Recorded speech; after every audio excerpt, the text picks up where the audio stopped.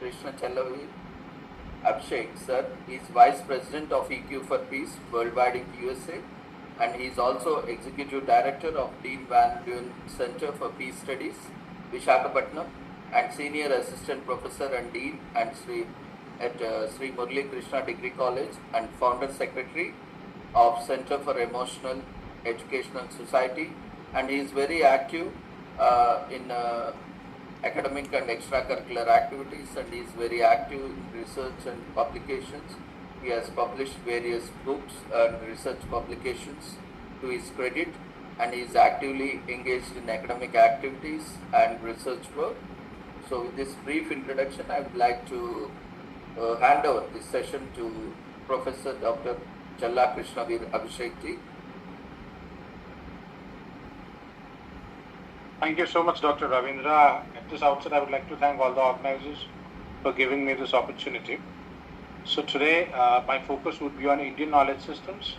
So today is, we call, in our custom, in our culture, we call it as Shani Jayanti today. So what is Shani? Shani is Shara Jayanti. So Shani is the god of righteousness, dharma and justice. So, what happens is, say, he gives you the positive and negative karma, so based on your actions. So whatever action happens, equal and opposite reaction, reverts back. So what happens is he makes us do the right action, do the right things like service, helping others, right thought, etc. So because if we are doing something wrong, so definitely it will reflect back upon us. So without any ripples, so without any obstructions, I would like to start with Lord Ganesha to remove all the obstacles. So when we go into the iconography of Ganesha, because when I talk about spirituality, it's always esoteric and symbolism in spirituality, especially in our Puranas. So Ganesha, for example, he has large belly, which means that he can digest all the hard to swallow fruits of life. He has small eyes, which means focus. He has a trunk, which means flexibility. So, and he has one broken tusk, which means sacrifice. So he has large head, which means wisdom. He has very small mouth, which means talkless. So everything, has a meaning, inherent meaning. So similarly, there's one Puran called Mudgal Puran, which I always cite. In that Mudgal Puran, Lord Ganesha takes 8 forms, 8 avatars, and he annihilates 8 demons. What are those avatars? The first avatar is Vakratunda. As Vakratunda, he annihilates an asura called Matsaryasura. So Matsaryasura. So Matsaryasura means, Matsaryam means envy, jealousy. So he annihilates envy and jealousy. So Ekadanta, as Ekadanta, he annihilates Madasura. Madam means arrogance. So and Mahodara, as Mahodara, he annihilates Mohasura. Moha means delusion. As Gajavaktra, he annihilates Lobhasura. Lobha means greed. And as Lambodara, he annihilates Krodhasura. Krodha means anger. As Vikata, he annihilates Kamasura. Kama means lust. And as Vignaraja, he annihilates Mamasura. Mama means possessiveness. And then as Dhumravarna, he annihilates Ahankarasura or Abhimanasura, which means pride and attachment. So with this, I would like to go into the psychology in Indian knowledge systems. So when we talk about psychology, we need to understand its etymology.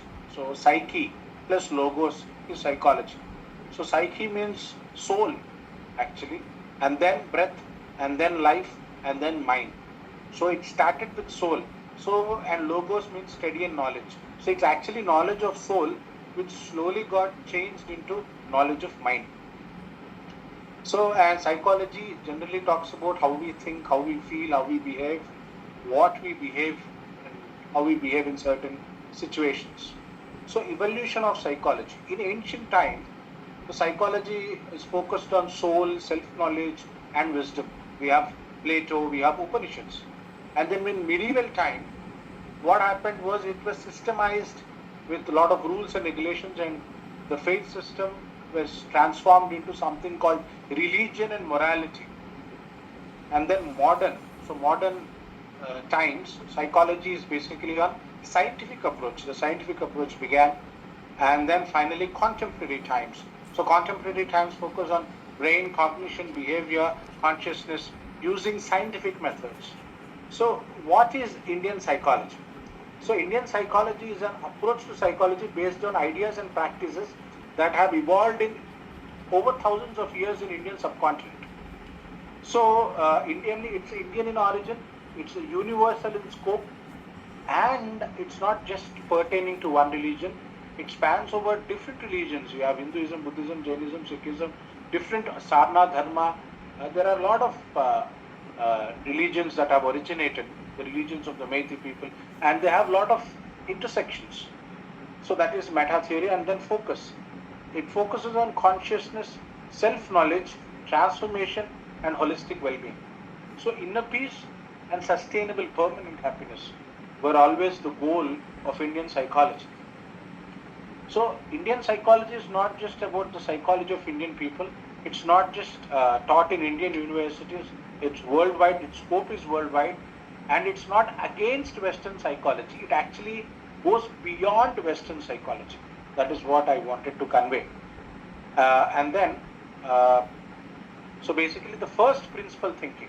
So the first principle thinking is about knowing the difference between what you are told and what is actually true. So in Indian psychology, there's something called you are allowed to question. In Indian knowledge systems, you are allowed to question. So what is actually true, and because it's more subjective than objective. So what you actually experience matters more than what is proved in the scientific study or objective study or research.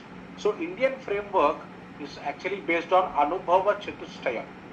So it starts with Vishaya, topic, and then Adhikari, the learner or audience, and Prayojana, what is the purpose of the topic, and then Sambandha, the relationship. So between the topic, the purpose, and the learner. So self and identity. So in Indian psychology, the fundamental questions are, who am I? Who am I really? What do I know about myself? How can I know myself? Why should I know myself? From where did I come? Whose self and identity do I have? When will I know myself? Where have I been? Where am I now? Where am I going? So these are the questions generally, in Indian psychology, people generally ask. So basically, in Vedantic, there's one Vedantic Panchakosha model on how you are made. So basically, you have 5 koshas. So these 5 koshas include Annamaya kosha. Annamaya kosha is basically your body, and then Pranamaya kosha is your life force, your breath, and Manomaya kosha, it's mind, emotions, and then Vijnanamaya kosha, it's intelligence, wisdom, and then Anandamaya kosha, it is bliss. And actually you are beyond all these koshas, you are Atman. So because as Atman, all these koshas surround us. When we are surrounded by all these koshas, that is when we lose our true identity. So Atman is the witness, is the observer, and this Atman is surrounded by all these 5 koshas. So these are outer, and Atman is the inner and permanent. This outer is temporary. So that is Indian psychology.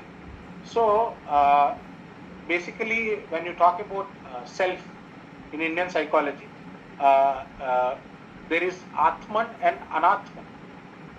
So what is Atma? Atma is something which is permanent, and Anatma is not permanent. So it is your body, your emotions, all these things, these material world, which is not permanent. So in Indian understanding, you need to know these layers, because if you know the layers, you can transcend them.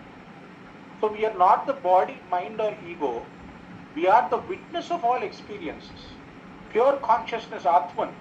The aim is to know the self and live in that awareness. So that is the main objective or main aim of Indian knowledge systems. So the self in Indian knowledge systems is the priority. So understanding self Indian psychology views psychology as transformative knowledge. The aim is the realization of true nature of self. The self is multi-layered. True self, Atman or Purusha, and empirical self, that is Jiva, which is body, mind, ego. So there is Purusha, there is Prakriti.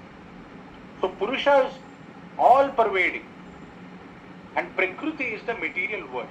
So when Purusha and Prakriti interact, that is when we have this consciousness. So psychological distress arises from misidentification with the non-self. So Atman is the soul, which is eternal. It is the real self. It is eternal, it is pure awareness, it is the witness, and it is the knower. And it's closely associated with Purusha and Jiva, the individual person. So Atma is permanent, Nitya, and Anatma is it's not impermanent, it's Anitya. And Atma is pure awareness, and others are object of awareness. Atma is unchanging, all others are ever changing. Atma is witness, all others think that they are the doers and enjoyers. Atma is liberation, moksha, and the others are bondage or samskara. The goal of Indian psychology is to disidentify from Anatman and abide in the awareness of Atman. So the journey of self is very, very important. From misidentification to inquiry, to purification, to realization, to abidance. So in misidentification, you identify with your body, your mind and ego, but that is not your true self. Then you inquire, you do self-awareness, you do reflection, there is viveka, there is discernment. You understand that when you're born and now, maybe after 30, 35, 40 years, you believe that you're the same person, but your entire body has completely changed. Your cells have changed. But what has remained permanent in you is your Atman. That is the inquiry. And then purification, discipline, ethics, yoga and meditation. So then, you can purify. And then realization, recognizing Atman, and then abidance. Abidance is freedom. And when you understand that you are not the doer, you are not this person, you are the Atman, which is not just in you, which is all pervading, then you have that freedom, that peace, that compassion, that wholeness. You don't hold any grudges. You don't have hatred. You don't have jealousy. You don't have selfishness. You don't have lust. You don't have unnecessary desires. Right? So you are not the body, not the mind. You are the witness of all the experiences. So that is from the Ashtavakra Gita, this one. So mindfulness is very, very important for human development. Resilience, regulation and self-knowledge. So introduction to Purushartha. So what are the Purusharthas we have? Purusha plus Artha. Purusha means conscious being. Artha means purpose, goal, value.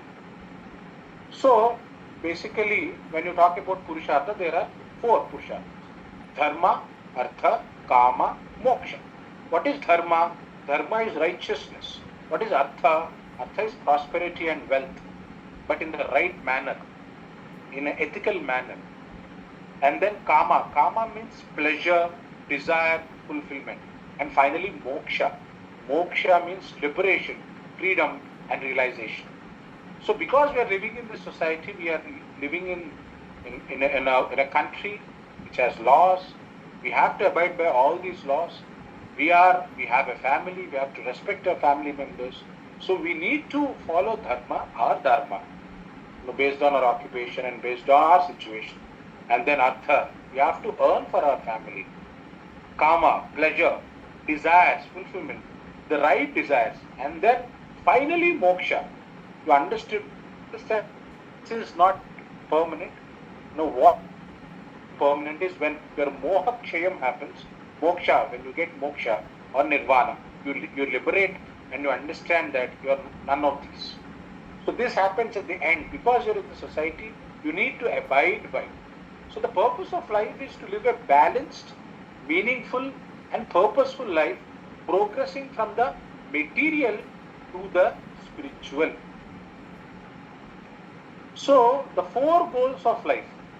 What are the four goals of life? As I've already told you, to pursue dharma, artha, kama in harmony and ultimately realize moksha, the highest good. So the human being, the structure of self, how is the self made? For example, we talked about the 5 sheets. Annamaya, Pranamaya, Manomaya, Vijnanamaya, Anandamaya. And finally, Atman, right? These are the 5 sheets. So the 3 stages of consciousness is also very important. So one is Jagrat, waking stage, Swapna, dream state, Sushupti, deep sleep state. So in waking state, you see the material world. In Swapna, in dream state, you imagine based on your experiences, you get dreams and you believe that that is real. And then Sushupti, no dreams, nothing. You don't even know that you exist. But there is one which is Turiya. He observes all 3. He observes Jagrat, he observes Swapna, he observes Sushupti. He observes all 3.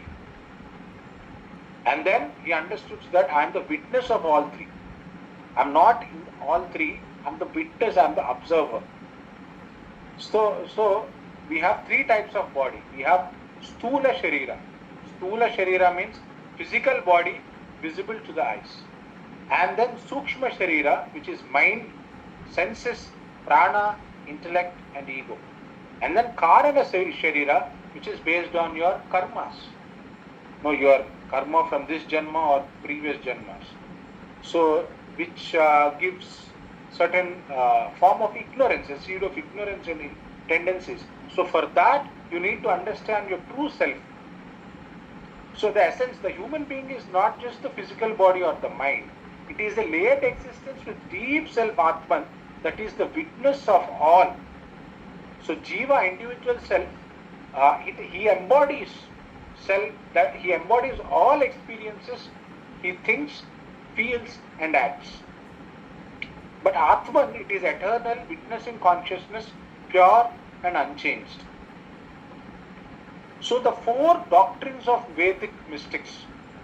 So there are different doctrines of Vedic mystics. The first doctrine is Ekam Sat Vipra Bahuda Vadanti. The truth is one, it is called by many names. There is one God, you call him by many names, many manifestations. So the truth is one, and you accept, and there are many ways of getting into the truth. There are many ways to reach the God. So this is very important in Indian knowledge systems, that we are all accepting and open-minded. That is very, very important. The story of manifestation, how we gradually manifest. So we call it Arohana, Avarohana. So involution and evolution. So each one has to discover and follow their own way. Everybody has their own unique skill, which is called a Swadharma. So your right path. So maybe you want to become a teacher, you want to become a carpenter, you want to become a driver, you want to become a pilot, you want to become a doctor, you want to become an engineer. So it is your Swadharma, what you are strong at. That is very, very important to understand. And that is how actually Varna system was based upon. And then you have 4 yogas, 4 margas. One is Jnana Yoga, which is cognition. Bhakti Yoga, which is emotion, completely surrendering to God. And then Karma Yoga, which is action. Nowadays the government of India is looking for Karma Yogis, dedicated action. And then Raja Yoga, which is meditation. So Sthita Prajna is as a concept in Indian psychology from the Bhagavad Gita. A person who is, he is not disturbed by any waves, is not disturbed by anything in life. When you are not disturbed, when you understand that this is not you, when someone is scolding you, you feel sad, you feel sorrow. When you achieve something, you feel happy, you feel elated. But it is very, very important to understand that that is not you. So that is Raja Yoga. And then Apara Vidya, there are two kinds of knowledge. So one is Apara Vidya and Paravidya, Aparavidya. Aparavidya. So Paravidya is the knowledge of supernatural, is the knowledge of the formless reality which liberates the seeker. And Aparavidya is the knowledge about reality, materialistic things, and knowledge about words, forms, and it prepares the mind. That is Aparavidya. So there are 4 stages of life. We start with Brahmacharya, which is student stage, and then go to Grihastha, family man stage, and then Vanaprastha. Slowly you retreat and you become a guide to the society, and then Sannyasa, complete retreat. So after that you have 4 goals, which I already told you: Dharma, Artha, Kama, Moksha. And then 3 types of action. We have 3 types of action. Karma, which is right action; Vikarma, which is wrong action; and Akarma, which is non-attached action. So right action gives you good results, wrong action gives you bad results. Non-attached action won't let these karma to stick to you. So you will become free from all the karma, both good and bad. So that is why we call apavitra pavitrova. So not good, not bad, nothing should be attached to it. And then dharma, the order. So satyam, then we start with truth, satyam, and then we go to rutam, and then bruhat, the all expansion. So what is rutam? So rutam is basically containing of 2 things. One is shreyas, the other one is preyas. So preyas is something which gives us instant gratification. For example, I drink a soft drink, I take energy drink. So for now it gives me happiness, but long term it affects my health. Junk food, I take junk food, it satiates me, but in the long term it spoils my health. So what that is preyas. And what is shreyas? Shreyas is looking at the long term. So looking at the long term goal, we start making choices which are good for us. So that is ritam. So from dharma, from satyam, you go to ritam, you make the right choice, and then you become bruhat. So that is viveka buddhi. And then 4-fold qualifications, sadhana chatushtayam. We call it sadhana chatushtayam. So viveka, what is nitya, what is anitya? Discrimination between what is eternal and what is non-eternal. What is permanent, what is not permanent. And then viraga, vairagya. So dispassion towards enjoyment and detachment. And then satsampatti. This is very, very important. So in satsampatti you have shama, dhamma, uparati, and then tirtiksha, shraddha, samadhana. So what are these? So these are mental strengths. Shama, calm mind. Dhamma, control of senses. Uparati, withdrawal from distractions. Titiksha, tolerance, saburi. Then shraddha, faith in your path, in your teacher, and in your truth. And then samadhana, focused mind. Some focused mind, sambuddhi. And then you have mumukshutva. So what is mumukshutva? It is intense desire for liberation, intense longing for liberation. That is mumukshutva. When these 4 are developed, the seeker becomes ready to understand, contemplate, and realize the highest truth. That is, the self, Atman, and Brahman are not different. And then prana, the vital energy. So you achieve all these things when you understand what is prana. So prana operates in the head and chest region. And then udana, these are the 5 vital winds, okay? and Udana operates in the throat and head region. It is prana, so when you inhale, so it goes inward, so the direction is inward. So operates in your head, your chest. Udana operates in your throat, for example, when you burp, so it is upward. And then Samana, it operates in your navel region. And then Vyana, it operates throughout your body, the wind that is throughout your body. And Apana, which operates in your abdomen and pelvic region, basically your farts, etc. So these 5 pranas work together in harmony to sustain life. So that is why Vata is very, very important. Vata, Pitta, Kapha. So maintain health and support physical, mental and spiritual growth. And finally, pranayama. So you have Anulom Vilom pranayama, and you have Shitali pranayama. Now we are in hot summer. Today is May 16th. We are in Pattari, where the heat cuts your body. At that time, Shitali pranayama, it cools your body. So like that, you have a lot of other pranayama, Ujjayi pranayama. So what are the physical benefits of this pranayama or Anulom Vilom? So you inhale through your left nostril, you exhale through your right nostril. You inhale through your right nostril, you exhale through your left nostril. And then left nostril is your moon is compared to moon, and right nostril is compared to sun. So you have cool wind here, you have hot wind here. So it improves, pranayama improves respiratory health, enhances cardiovascular function, it boosts immunity, it improves digestion, it increases energy and vitality. So, and also there are a lot of mental and emotional benefits. Reduces stress and anxiety, pranayama.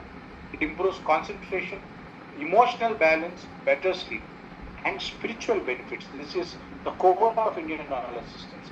It prepares you for meditation, it expands your consciousness, and it supports in spiritual growth, understanding your Atman, and yoga, the union between the Atman and Brahman.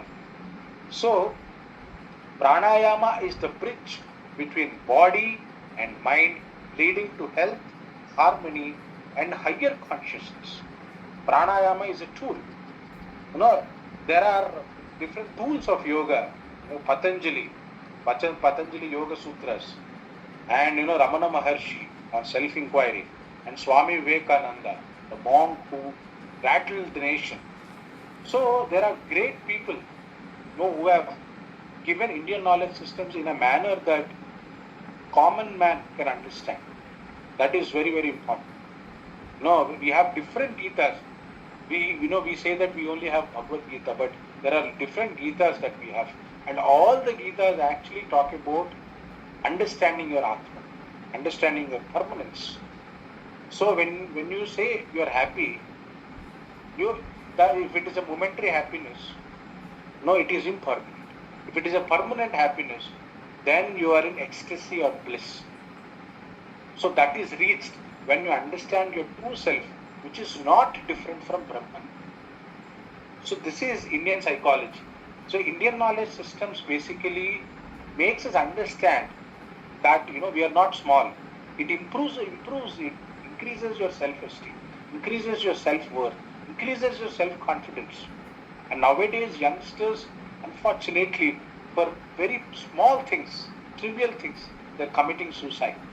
And at this juncture, Indian knowledge systems dissemination of IKS is very, very important, so that we understand our true potential and what our Swadharma is, and how to understand, how to gain higher consciousness, and how to unite with Brahman. So this actually motivates us to go forward. It is also emotional intelligence combined with spiritual intelligence.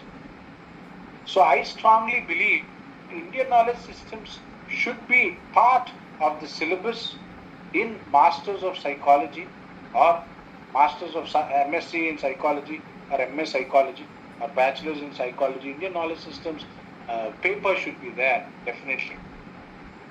Because Indian knowledge systems is not just restricted to one faith or one religious practice. No, it is a path of self-inquiry and understanding our Bruhat Rupam. So that is very, very important. We used to have department of parapsychology also. Maybe because when we talk about IKS, objective research is not completely possible. So it's most of subjective experience. But at the same time, departments of parapsychology should focus on Indian knowledge systems. And I hope that, in the near future, we have a strong society with strong minds working for the development of the country. Thank you. Thank you. Thank you, Professor Chella Krishnadev. Indian philosophy, though the psychology has been deeply rooted in philosophy, and we have the ancient philosophy that guides, and India has been Vishwaguru, and our sages have been Vishwagurus to the entire planet and universe as such, have contributed immensely. But unfortunately, still we are, trying to rediscover our own tradition and put it in more scientific way, in the modern so-called scientific sense or scientific temper, where we are documenting them, and we need to do a lot of work. And thanks to our central government that they are putting active efforts in promoting Indian knowledge system, and various courses also has been introduced in universities and colleges, and IKS cells have been initiated, and funding research and programs have been initiated. So it's a very good move, though it's too late of its kind. After so many years of independence, we are still colonized by our minds, by the colonists and the invaders who have ruled us. Still we are slaves of those mindsets, though we got freedom physically, but still our mind hasn't got that kind of freedom to break from the clutches of that colonialism. Basically, very well, we need to connect back to the roots, basically. Our own Indian knowledge system, indigenous knowledge systems, which needs to be studied scientifically, objectively, and experiments have to be done, and they are time and again tested, as you rightly pointed out. You have given various aspects of self. Self itself is a very complex subject. Who am I?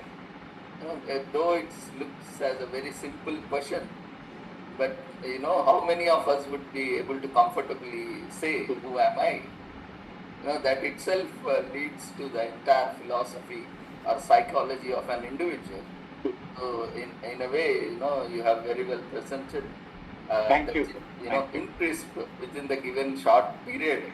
I know that we cannot cover, whole lot of topics, but yes, I would really appreciate for taking these efforts and being part of this and enlightening us on various topics like learner and purpose of learner, kinds of learners, and about panchakoshas, which are body, mind, intelligence, bliss, and Atman, Paramatman. What is the concept of dependence and independence, freedom and consciousness, and Purusha, Prakriti, and Vidya, Avidya, Paramavidya, Aparavidya, Paravidya, and all these concepts, these are all their part of our daily day-to-day lifestyle, but we often fail to understand and correlate back to present concepts. That is what our duty is, to just relate those concepts to the present concepts, so that we can better understand what these concepts are in a contextual manner. And thank you very much. And we have our. I just wanted to make one more point, sir. So today, sure, being Shani Jayanti, I've seen people. We have Isha Vasyamidam Sarvam. So people giving back. So when sometimes you need divine to give back. So in Shani Jayanti, I see that people are feeding dogs, people are feeding crows, people are feeding cows, people are feeding street dwellers. So Seva Yoga automatically happens based on our dharma. So and Sharanagati. So what I understood that is that, how we are the Vishwaguru is because we always say Sarve Jana Sukhino Bhavantu, Om Shanti Shanti Shanti. We always wanted peace, inner peace, interpersonal peace, and world peace. So definitely, this culture, this tradition is very, very important, and it has to be cascaded so that these warlike situations that are around the world, they cool down. When we truly understand what we are, so definitely, you will never would like to harm any other jiva. So that is my strong belief. Thank you so much for this opportunity, sir. Thank you. Thank you, Dr. Chella Krishnaveer. And we have our Professor Patan Umar Khan sir, our chairman, founder, has joined the session. We would like to invite our chairman sir to address the gathering, and after the address, and we will take a group photo. Then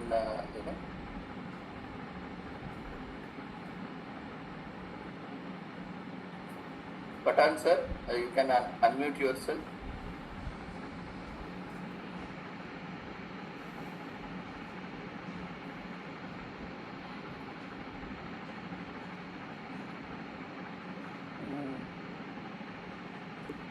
Good afternoon, everyone.